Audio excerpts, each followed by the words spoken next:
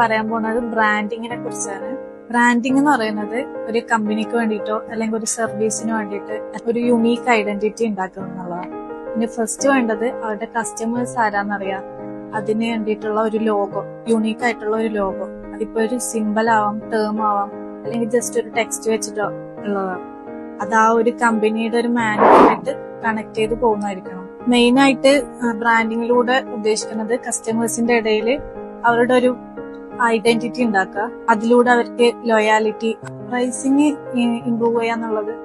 ഒരു ട്രസ്റ്റ് വന്നു കഴിഞ്ഞാൽ പിന്നെ കമ്പനീനെ അഫോർഡ് ചെയ്യാൻ കസ്റ്റമേഴ്സ് തയ്യാറായിരിക്കും. റെക്കഗ്നീഷൻ ഇംപ്രൂവ് ആവും, പിന്നെ മാർക്കറ്റിൽ തന്നെ ഒരു ട്രസ്റ്റ് ഉണ്ടാവും, പിന്നെ മാർക്കറ്റിംഗ് സ്ട്രാറ്റജീസ് ഒക്കെ ബൂസ്റ്റ് ചെയ്തുകൊണ്ട് ആ ഒരു കമ്പനിയിൽ തന്നെ വളർത്തും. ഒരു ബ്രാൻഡിന് വേണ്ടിയിട്ട് ഒരു ലോഗോ അല്ലെങ്കിൽ ഒരു ഐഡന്റിറ്റി ഉണ്ടാക്കുമ്പോൾ ഫസ്റ്റ് വേണ്ടത് ഒരു കളർ പാലറ്റ് അല്ലെങ്കിൽ അതിനൊരു തീം.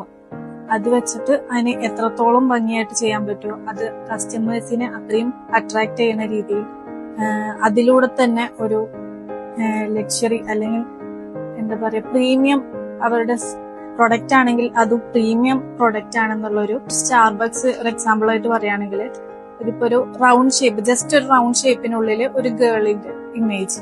അതിപ്പോ ആ ഒരു തീമിൽ നമ്മൾ എന്ത് ബ്രാൻഡിങ് ചെയ്യുകയാണെങ്കിലും ഫസ്റ്റ് നമ്മൾ പറയാ ഇത് സ്റ്റാർബക്സിന്റെ ആ ഒരു ലോഗോ ആയിട്ട് അതുപോലെ ഉണ്ടല്ലോ എന്നുള്ള ആ ഒരു സാധനം.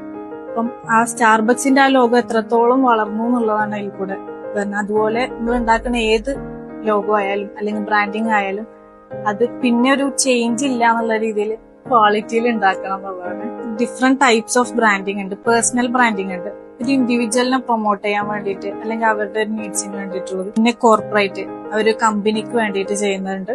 പിന്നെ പ്രൊഡക്റ്റ്, അത് ഏത് തരം പ്രൊഡക്റ്റ് ആണെങ്കിലും അതിന് വേണ്ടിയിട്ടുള്ളത്. പിന്നെ സർവീസ്, ഊബർ, അങ്ങനെയൊക്കെ ആ സർവീസ് ബേസ്ഡ് ആയിട്ടുള്ള ബ്രാൻഡിങ് ഉണ്ട്. പിന്നെ കോ ബ്രാൻഡിങ്, രണ്ട് ബ്രാൻഡിങ് തമ്മിൽ കൊളാബ് പോലെ ചെയ്തിട്ട്, എക്സാമ്പിൾ ആണെങ്കിൽ റെഡ് ബുള്ളും ഗോപ്രോയും. വേറെ തന്നെ ടൈപ്സ് ഓഫ് ബ്രാൻഡിങ് ഉണ്ട്.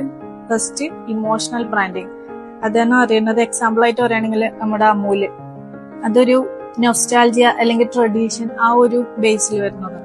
പിന്നെ സ്റ്റോറി ടെല്ലിംഗ്, പാസ്റ്റിലുള്ള ഒരു സ്റ്റോറി കണക്ട് ചെയ്തുകൊണ്ട് ബ്രാൻഡിങ് വരുന്നുണ്ട്.